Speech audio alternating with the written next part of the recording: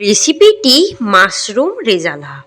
কত সহজে চটজলদি বানাবেন কম সময়ে কম মশলায় সেটাই দেখাবো। নমস্কার বন্ধুরা, মাই সিম্পল লাইফস্টাইল ব্লগে স্বাগত জানাই। একটু ভিডিওটি স্কিপ না করে পুরোটি দেখবেন। রাত্রিরে রুটির সাথে কিন্তু মাশরুমের এই রেসিপিটি ভীষণ ভালো লাগে। কার কার মাশরুম প্রিয় আমাকে কিন্তু কমেন্টে জানাতে ভুলবেন না। দেখে নিন তাহলে আজকে রেসিপিটি। আমি এখানে বাজার থেকে মাশরুম এনে হালকা করে গরম জলে ধুয়ে নিয়েছি, তারপর মাঝখান থেকে এভাবে কেটে নিয়েছি। এবারে কড়াইতে দিয়ে দেবো হাফ কাপ সাদা তেল। তেলটা ভালো মতো গরম হয়ে গেলে দিয়ে দেবো দুটো পেঁয়াজ কুচিয়ে রাখা, বেশ বড় বড় করেই কুচিয়েছি। একটু ভেজে দেবো পেঁয়াজটা হালকা করে, আঁচটাকে মিডিয়ামেই রাখবো। এরপর মাশরুমগুলো দিয়ে দেবো ভাজার জন্য। মাশরুমটা ভাজলে কিন্তু একটা ভালো ফ্লেভার আসে। একটু ভালোভাবে ভেজে দেব।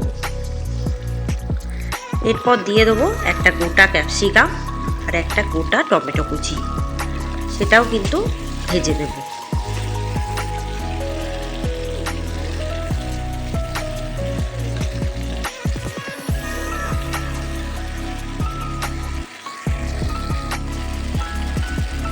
এরপর দিয়ে দেবো 1 চামচ নুন আর দিয়ে দেবো পরিমাণ মতো কাঁচা লঙ্কা কুচি। আমি এখানে 4টে কাঁচা লঙ্কা কুচি দিলাম, আপনারা ঝালটা বুঝে দেবেন।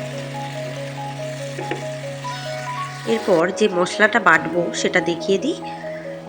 10 কোয়া রসুন, পরিমাণ মতো আদা, 1 টেবিল চামচ চারমগজ, হাফ কাপ কাজু আর একটুখানি সামান্য জল দিয়ে ঘন ঘন করে বেটে দেব।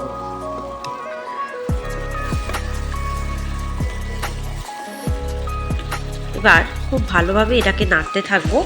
নাড়ার পর যে বাটা মশলাটা করেছিলাম সেটাই কিন্তু ঢেলে দেবো, যার মধ্যে আছে আদা, রসুন, চারমগজ আর কাজু। এটা কিন্তু ভালোভাবে নাড়তে হবে, মানে একটু ভালোভাবে কষিয়ে নিতে হবে।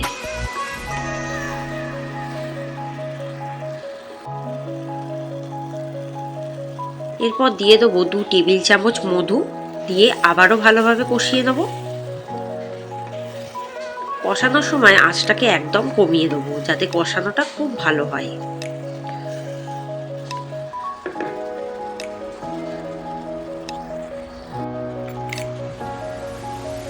এরপর দিয়ে দেবো ওই মশলা ধোয়া বাটির হাফ কাপ জল,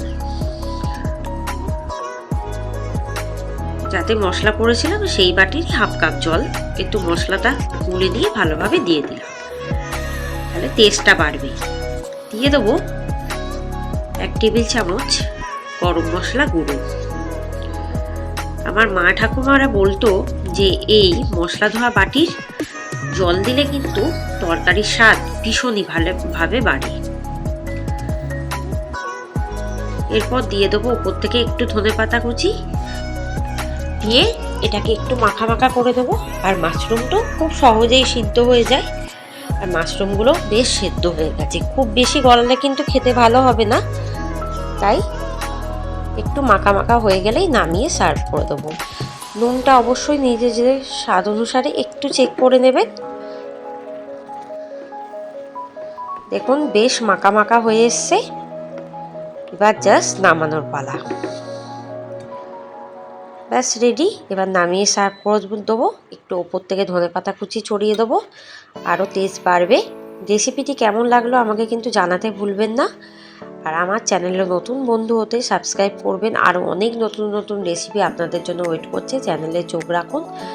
অনেক পুরনো দিনের এবং ইউনিক রেসিপি আপনাদের জন্য ওয়েট করে আছে, তাই চ্যানেলে চোখ রাখুন। ভালো থাকুন, সুস্থ থাকুন, সাবধানে থাকুন। আমার চ্যানেলের বেল আইকনে ক্লিক করে রাখুন। ধন্যবাদ।